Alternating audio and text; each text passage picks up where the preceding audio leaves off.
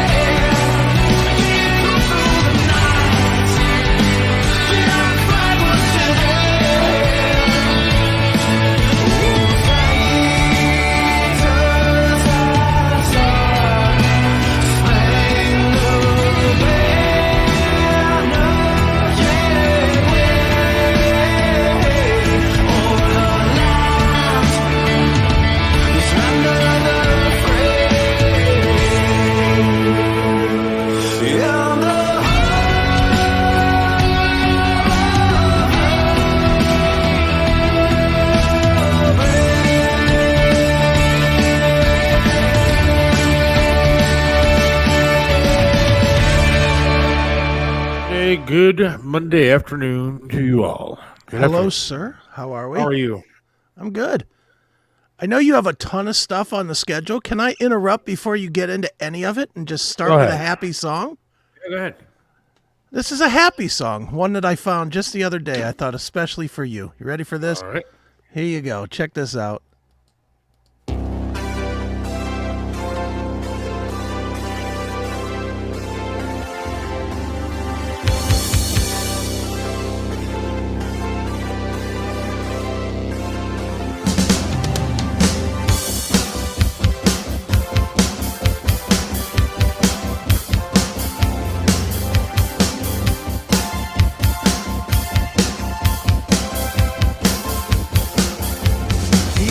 Back up.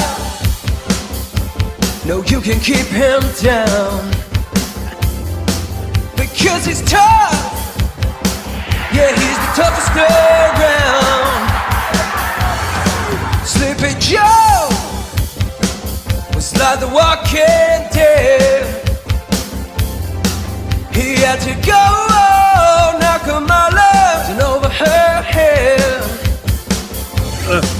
Oh, can't you see me standing here? I got my back against the voting machine.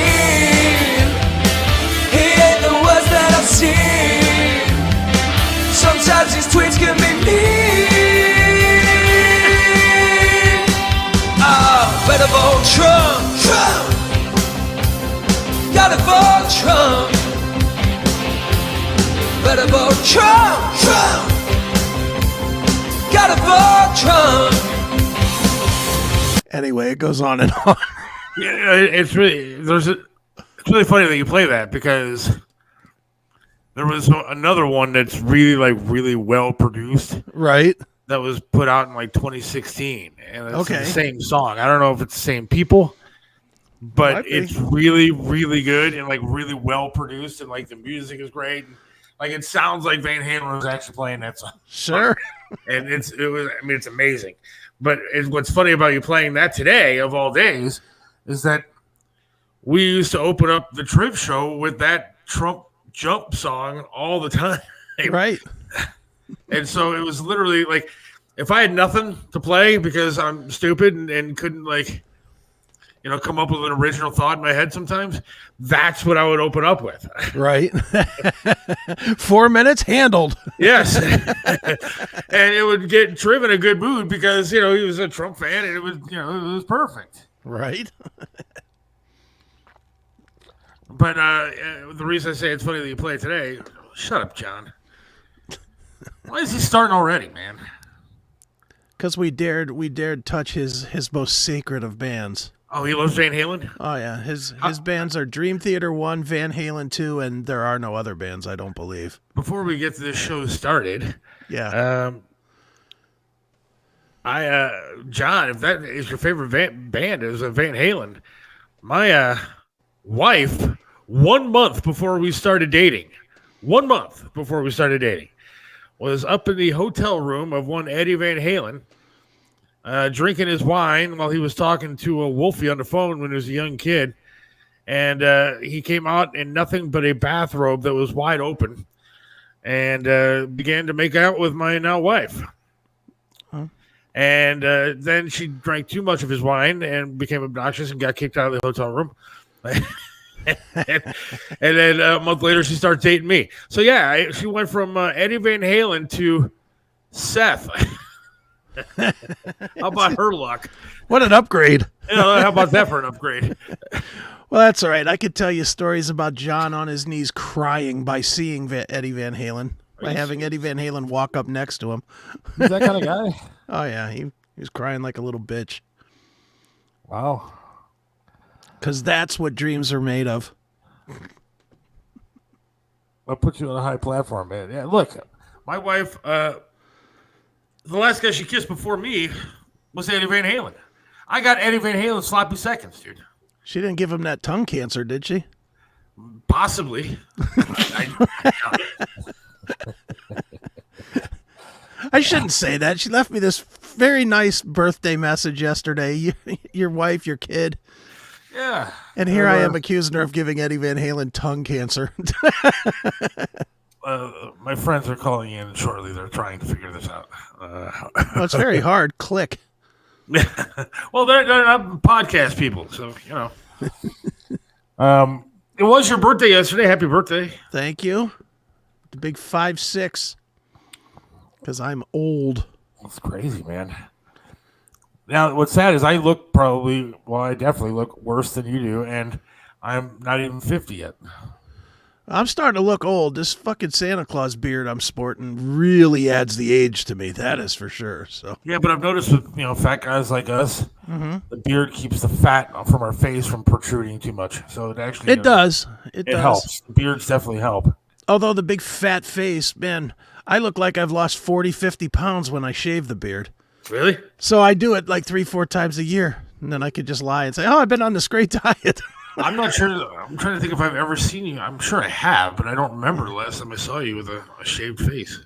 Probably, I mean, not all the way shaved, but I usually shave it down to a goatee, but this stuff here hides it makes me look older. I think I saw the goatee when we were at the, was it Michael Franzese thing? You didn't have the goatee there? Mm-hmm. You know what? I'll shave it down for Wednesday because it's all itchy anyway, so I'll shave it down for Wednesday's show. It's amazing. So today, before we have Jim Mardisi coming up in a little bit, I don't know if they're going to be able to join us or not, but they're trying. Okay. But I'm going to talk about it anyways because today is the day. Yeah. It was 3 years ago today that Triv passed away. So 3 years ago to the day that Mike Trivisonno passed away.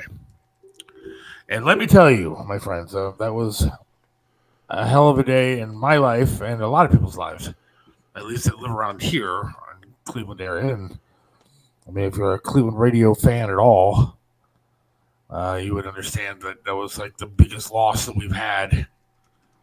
One of the biggest losses that we've ever had in radio here. Sure. And I remember that day like it was yesterday, even though I've gone through a lot since then. Comas and loss of legs and limbs and whatever. It was I remember sitting there and I was talking to him about an event that we had coming up, and I was telling him everything that was going on. We're on the phone. I remember what studio I was standing and talking to him, and all he said was, "Let me go, let me go." And it wasn't unusual for him to kind of like be short on the phone with me and hang up on me, and so I didn't much of it. But then I thought of something else I needed to talk to him about. I called him back, and there was nothing. And I, again, didn't think much of it. I went outside to smoke, and I was standing outside, and my phone rang, and it was his wife, who proceeded to tell me that she found him on the floor of the garage. Eek. And, I mean, this is literally minutes after I had talked to him. Wow. And he was being taken to the hospital, I guess, and they got there pretty quick, from what I understand. I went back in, and I was freaking out.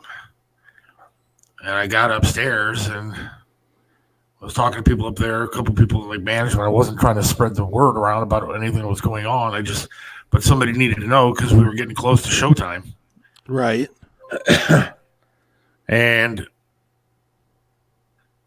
maybe it might have been 20 minutes, 30 minutes later, I got another call. And the first call that I got was that they thought he was going to be okay. Okay. They say they're in the queue, and I don't see them at all. Not in this queue. I'm assuming I sent them the right link, right? I guess. I don't know. I'll email you the link again. Because then Jim Renace's going to have a problem finding it. But the next call that I got was that it was going to be, sounded like it was going to be all right. And then probably 10 minutes after that call, I get another one saying that he had passed. Yeah, that's crazy. And I remember just sitting there in the studio, just kind of, I didn't know what the hell to do. Right. I didn't know who to tell. I didn't know what the hell to say. I didn't know what the hell was going on. And I remember taking my boss in to like a production studio along with Carmen, and I said, "He's gone." And they both looked at me like, "What do you mean he's gone?" And I'm not gonna lie to you, dude. I was breaking down. I had tears flowing, and well, he was more than just a host for you. yeah. For you, he was a mentor, man. He was a father figure in a lot of ways. Yeah, in a ton of ways. And I sat there. I didn't know what the hell to do. And then I told people what was going on. And then it was a mad scramble to figure out what was going to be happening next. Because literally it was showtime. Right. And I went in the studio. We had to get like something on the air. So we played something. And so we figured out what the hell we're going to do. Then all of a sudden, now this is no lie, my phone started ringing again, and I pick it up, and it was like Scene Magazine, dude. Wow. They got we the hadn't word gone that on the quick. air yet. And somebody was already, some of these local stations and magazines were calling me on my cell phone, which I don't know how they even got. They have a way of finding shit out, I'll tell you that. I'm sure they got ins in the hospitals and stuff when somebody famous in town. They must have, because there's Sandy. they must have, because I didn't know who this was that was calling me from C Magazine. I never talked to anybody before, and he's like, "Can you confirm that Triv has passed?" And I said, "I don't know what the hell you're talking about." Right. I hung up on because I don't want to say yes. I don't know. I mean, I just found out like 10 minutes before. Right. And you might, and the other thing too is that it may not have been true what you found out either. It probably hadn't been long enough to know for sure. Yeah, I mean, we're talking in the span of less than an hour. I found out that he was found in the garage, taken to the hospital. He was going to be okay, and then all of a sudden he wasn't okay, and he was gone. Yeah, but we've all been through, well, this happened, and then an hour and a half later, 2 hours later, it's totally different from what actually did happen. Right. So, yeah, I could see where you wouldn't want to tell anybody anything at that point. Plus, then, not even to get into the fact of all the station bullshit that you'd have to deal with as well. And, if you were wrong, God forbid, if you were wrong God, and you told Scene Magazine, oh, yeah, Triv died, and then he didn't. I remember, to talk about how shitty the management there was, one of the first things out of their mouth when I told them what was going on was, "Oh, don't worry, Seth, you have a job there. Don't worry. You have a job. Don't worry. Right. I know the first thing through your mind is going." I said, "That's not the first fucking thing that's going through my mind. The first fucking thing going through my mind is I lost a friend and one of the greatest radio people of all time, and we have to go on the air." Right. I wasn't worried about my damn job. And of course, they lied about that anyways. Of course.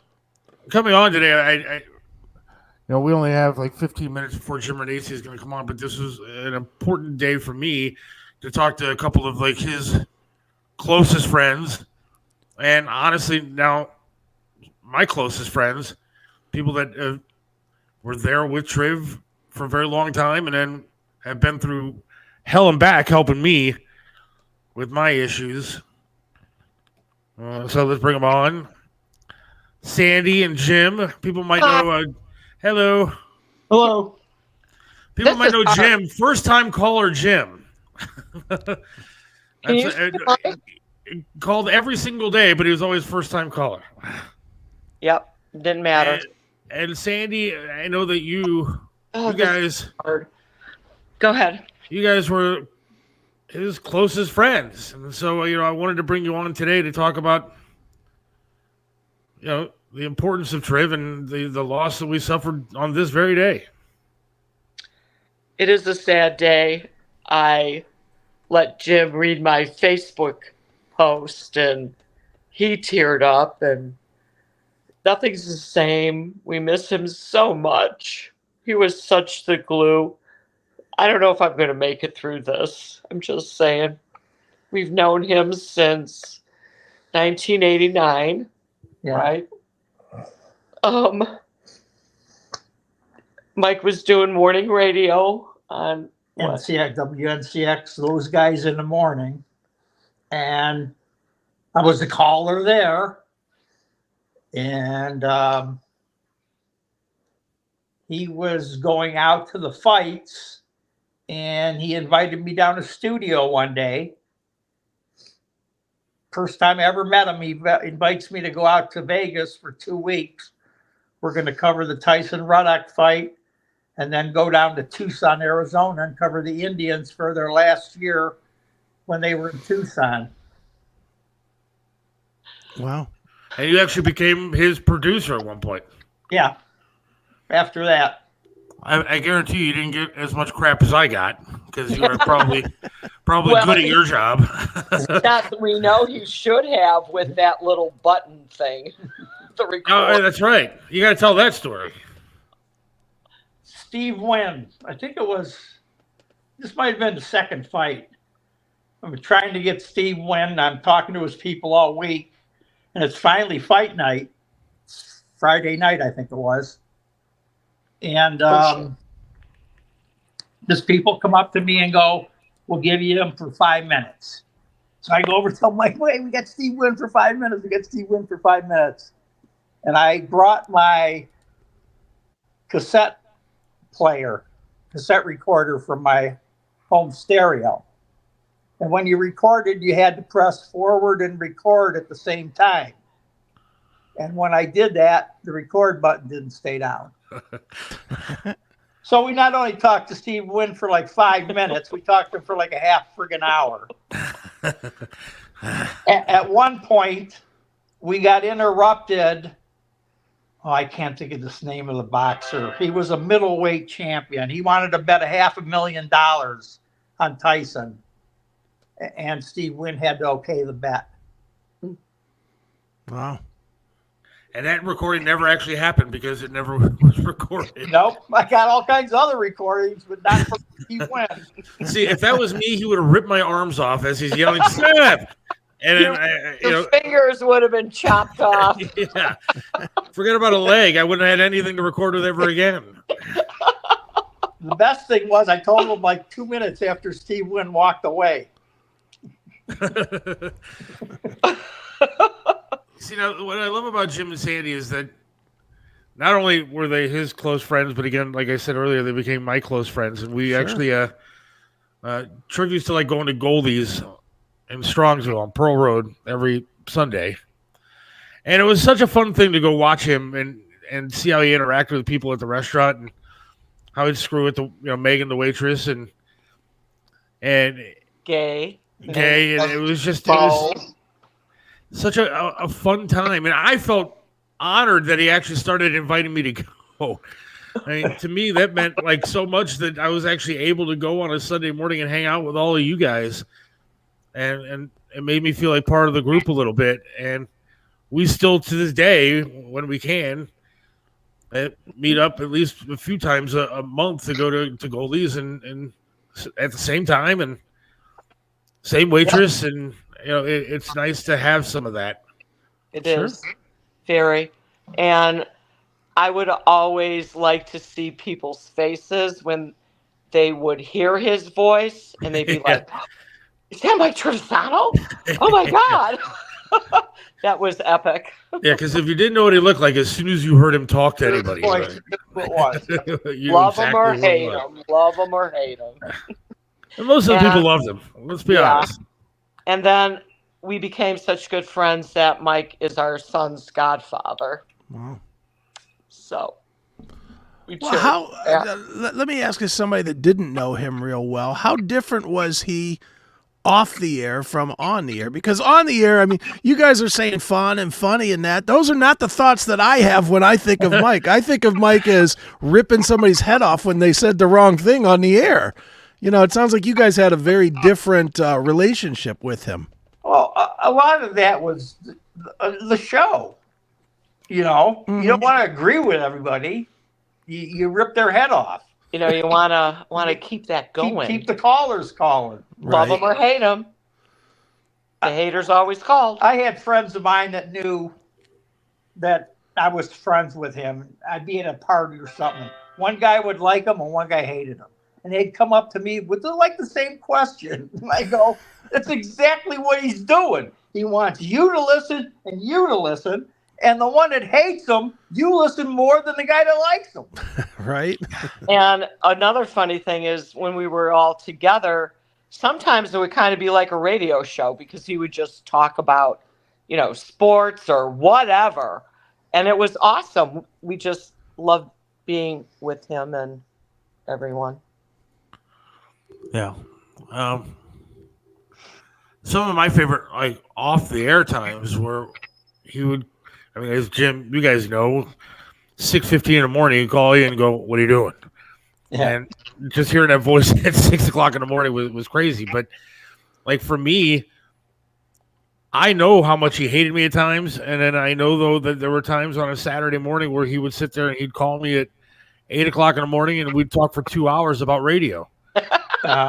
And, again, he made you feel special and he made you feel like a friend.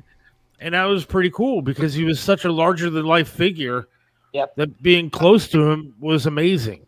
Yeah. Well, like me, I was a caller.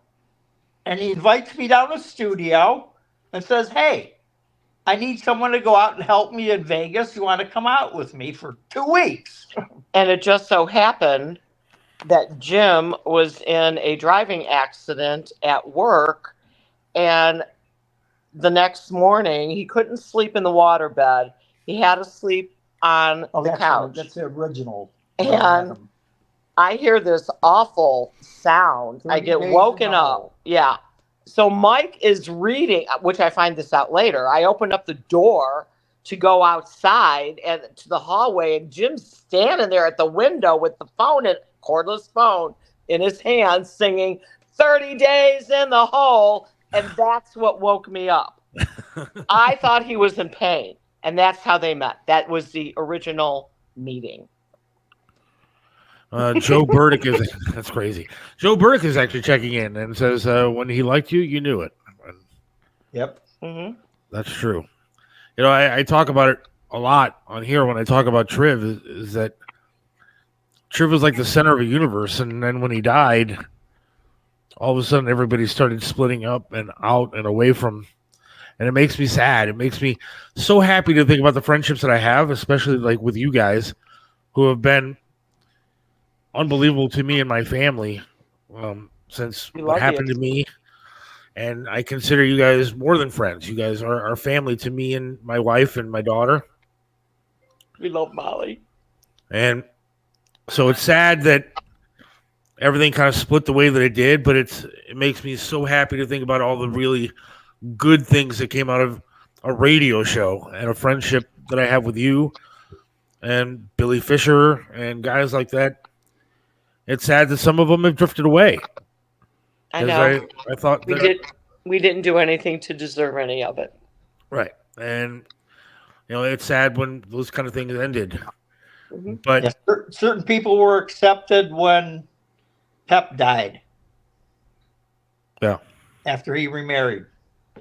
Yeah. You know, so we all accepted a lot, and we loved it. Yeah. And we don't have it anymore, and it saddens us.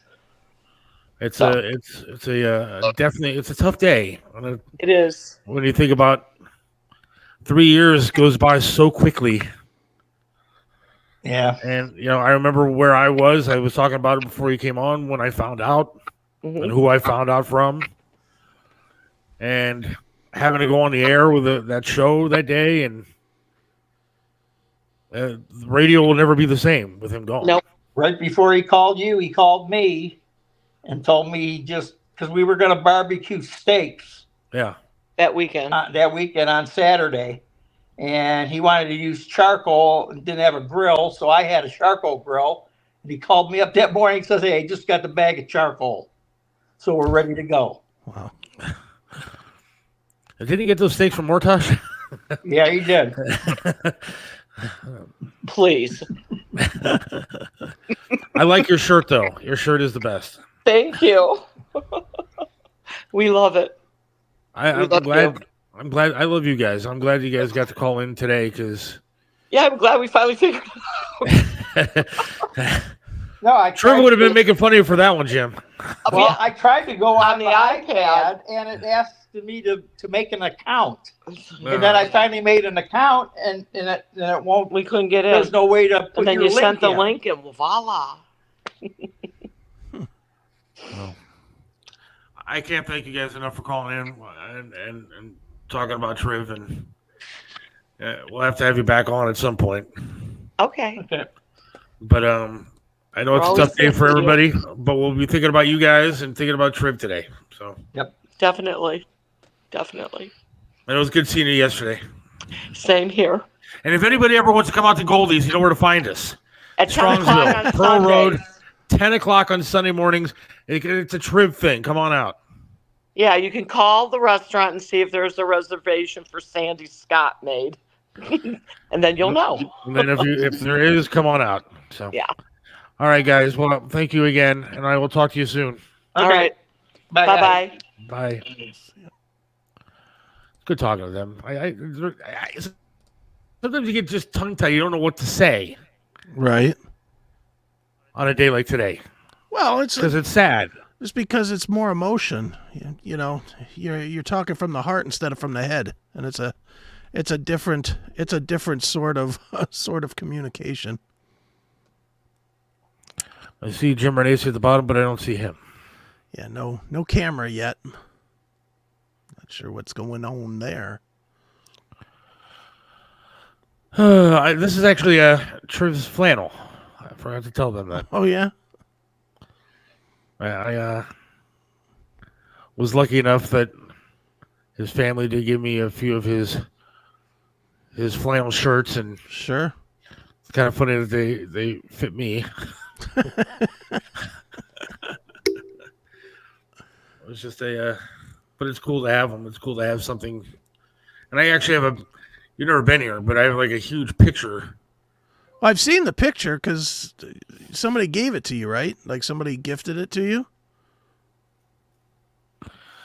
Oh, yeah, they gave it to me when I got this house. Yeah, I remember seeing. I remember seeing the pictures of it. What are we having trouble? Apparently we are, but I'm not. What do we do? Why can't anything ever just work? Nothing ever works. And then I just get told that I have to reschedule people. This is just one hell of a day. This is a good day. So what do we do? You want to? Well, I mean, we can talk about politics. Well, let's take a break and see if Jim comes on, because I don't want to start something for like 30 seconds and then have it fall apart. So why don't we do this? Let's play a commercial here or two, and then we'll come back and see where we're at. All right? Sounds good.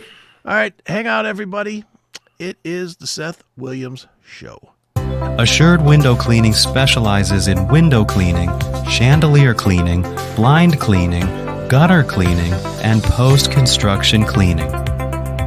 In business since 1947, Assured Window Cleaning has proudly been serving its customers in Cleveland for 75 years.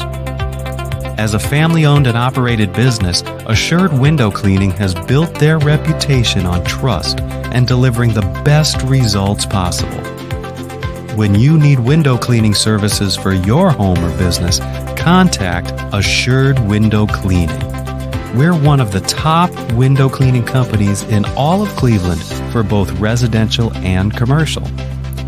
Visit our website today at www.assuredwindowcleaning.com or call us at 440-989-0122 for a quote. And remember, everybody knows Tony. Contact Assured Window Cleaning today. It's the album that shocked the world, Judas Priest's Turbo. In 1986, when heavy metal embraced the glam of hair metal, Judas Priest followed suit, unleashing Turbo. It divided fans, rocked MTV, and sparked controversy that still echoes today. In Cause and Effect Turbo, Chris Aiken dives deep into the making of this polarizing album, sharing insider stories and personal memories from that explosive era. Whether you loved it or you hated it, Turbo left its mark on heavy metal history. Relive the controversy. Get your copy now at chrisaiken.net or on Amazon.